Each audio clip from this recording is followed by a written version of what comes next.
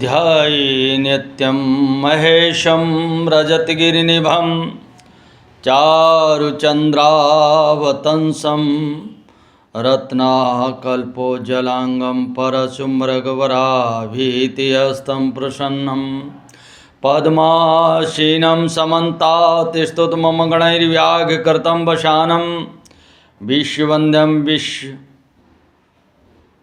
अद्यं निखिलभयहरं पंचवक्त्रं त्रिनेत्रं नमः शंभवाय च मयोभवाय च नमः शंकराय च मयस्कराय च नमः शिवाय च शिवतराय च नमः त्र्यंबकं जजामहे सुगंधिं पुष्टिवर्धनम् उर्वारुकमिव बन्धनान् मृत्युर्मुक्षीयमामृतात् अच्छक्स्रक्परुषं गदेषु कुलिशं पद्मं धनुष्कुण्डिकां दण्डं सक्तमसिं च चर्मजलजं घण्टासुराभाजनां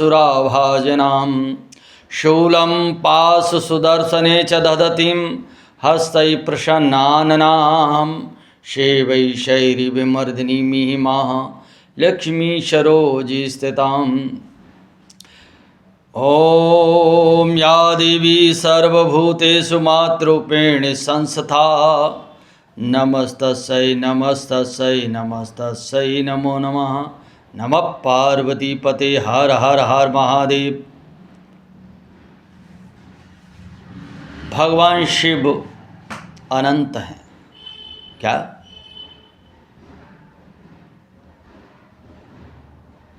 सत्य हैं, नित्य हैं, अनित्य हैं, शिव हैं, सुंदर हैं।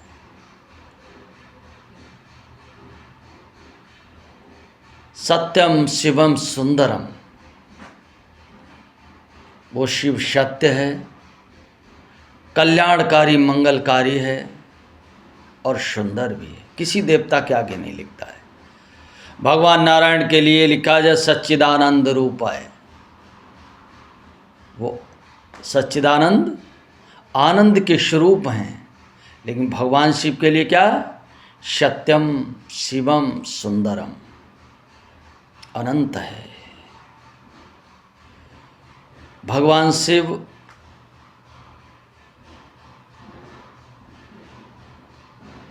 क्या स्वरूप है?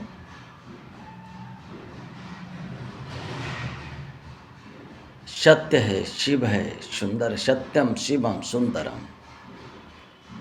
शिव मंगलकारी है। कुछ लोग कहते हैं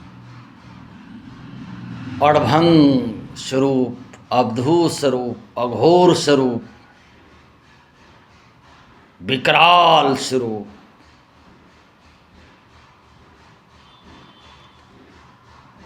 लेकिन भगवान भोलेनाथ बहुत सुंदर है। किंदु इंदु समदेव उमा रमन करनायन। सुंदरता का वर्णन हर साहित्य में भगवान शिव की सुंदरता का। भगवान सुंदर जैसा लोग कह देते हैं, भगवान विष्णु नहीं है सुंदर, लेकिन भगवान शिव जैसा अद्भुत सुंदर, क्या उनकी छवि है। किसी भी साहित्य में रावण के 10 मुकुट जब नीलकंठ महादेव के चरणों में झुकते थे, उस समय की सुंदरता देखिए। भगवान राम जब अपनी जटाओं को भगवान शिव के चरणों में रगड़ते थे, ऐसा नहीं शिव राम के भक्त हैं और राम शिव के भक्त, दोनों एक दूसरे के पूरक हैं।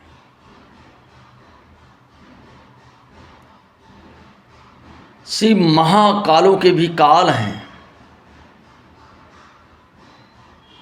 जलती हुई धो धो करती हुई ज्वाला विकराल जटाएं, काल के भी काल महाकाल हैं। समय उनकी मुट्ठी में है। मृत्यु उनके अधीन है। सबसे बड़ी बात तो ये देखिएगा, सिर पर गंगा है, आहा जल है, मस्तक पर चंद्रमा। गंगा जल भी निर्मल उज्जवल शीतल, चंद्रमा भी शीतल उज्जवल धवल होता है। ठीक भ्रकुटी के मध्य में तीसरे नेत्र से बिजली जब क्रोध की ज्वाला जलती है, बिजली कौंधती है, बिजली कौंधती है। अरे इतनी शीतलता सर पे, अच्छा जहां आग होती है वहां सर्प नहीं होता है। तीसरे नेत्र से आग ज्वाला धधकती है, जब तीसरा नेत्र खुलता है तो प्रलय मचता है। कामदेव को भस्म कर दिया। वो शिव निष्काम है, निष्काम है। देवाधिदेव महादेव इस ब्रह्मांड के पिता हैं, और किसी देवता को पिता नहीं कहा जाता है। भोलेनाथ अपने भक्तों के साथ पुत्र जैसा व्यवहार करता। कोई भी पिता अपनी संतान के लिए गलत कर ही नहीं सकता। भोलेनाथ जैसा, माँ पार्वती जगज्जनी जगदम्बा जैसी माँ, ये दोनों जगत मात पितु शंभु भवानी, क्या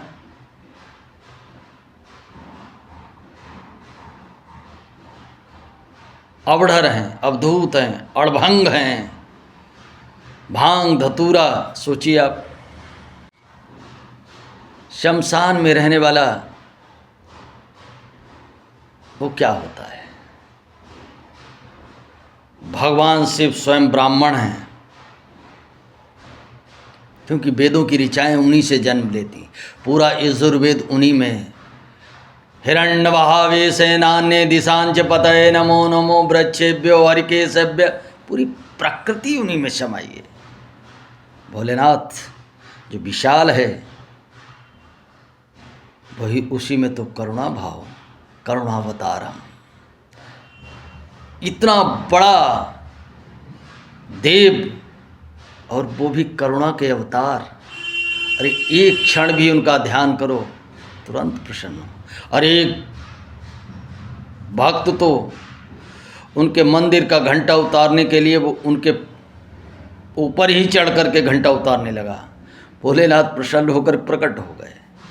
आहा, भोले जैसी भक्ति यही लोक और परलोक दोनों के लिए।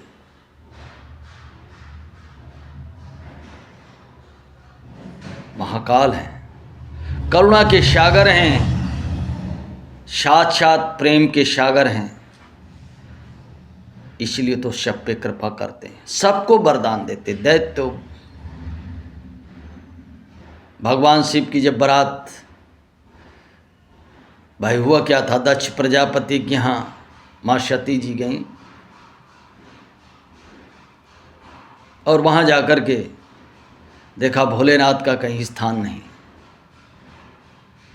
भगवान शिव भोले का स्थान नहीं, और उसी यज्ञ में, यज्ञशाला में उन्होंने अपने प्राणों की आहुति दे दी। सती मरत हरे सन बर मांगा। सामने भगवान विष्णु बैठे थे, उनसे हाथ जोड़कर एक यज्ञशाला से प्रार्थना की, जन्म जन्म शिव पद अनुरागा। हे नारायण, मैं जब जब जन्म लूँ तो मेरे पति शिव ही हूँ। कितने भोले हैं। अपमान को पीते हैं भोलेनाथ, मान और अपमान उनसे परे है। छोटी सी छोटी सामग्री, पत्रम पुष्प, बेलपत्र चढ़ाओ, शमी पत्र चढ़ाओ, दूर्वा चढ़ाओ, उससे खुश हो जाते हैं। अरे गन्ने के टुकड़े काट करके चढ़ा दो, बेर चढ़ा दो, भोलेनाथ प्रसन्न हो जाते। आहा, ऐसा देव, ऐसा इष्ट किसी का हो ही नहीं सकता है। और ये भी संग में माँ पार्वती। आहा, पुत्र हैं दोनों, सबके साथ रहते हैं, अलग नहीं रहते हैं। और खुदा न खास्ता अगर शिव की आपने अलग से पूजा तो कभी स्वीकार ही नहीं होगी। कितने पढ़े लिखे भोलेनाथ, ज्ञानी शिक्षा के देवता हैं। कहना है ज्ञान और विज्ञान का देव महादेव है। युद्ध कला शास्त्र उनसे ही निकले, पशुपत्यास्त्रों अन्य अन्य अस्त्रों भगवान शिव से ही प्रकट हुए। भगवान शिव के और भी पुत्र हैं, जालंधर है,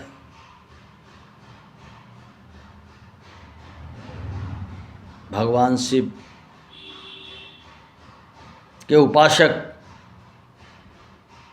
वही बन सकता है जो वेदांतों की भाषा और विद्वान होगा वो भगवान का भक्त, अथवा पागल अड़भंगी वो भगवान का भक्त। छल प्रपंच से युक्त कोई भी भक्त भोलेनाथ का भक्त हो ही नहीं सकता है। शिव महाकाल हैं, वैद्यनाथ हैं, केदारेश्वर हैं, मल्लिकार्जुन हैं,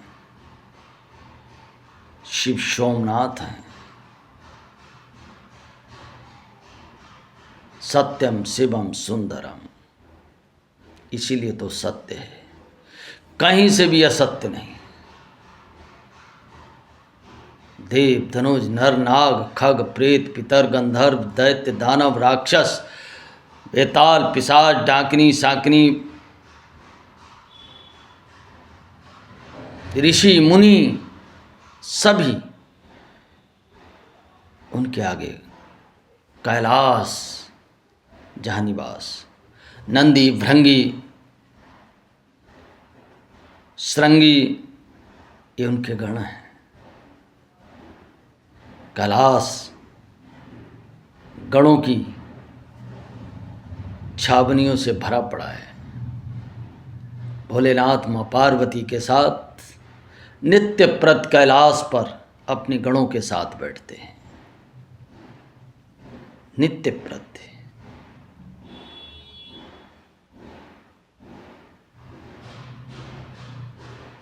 क्यों, आपने देखा होगा भोलेनाथ कार्तिकों को गोद में लेते हैं, माँ पार्वती गणेश जी को गोद मिली है। आह, क्या गृहस्थ जीवन, क्या परिवार के जीवन। वो नहीं सोचे होंगे कि हमारे बच्चों का कैरियर नहीं।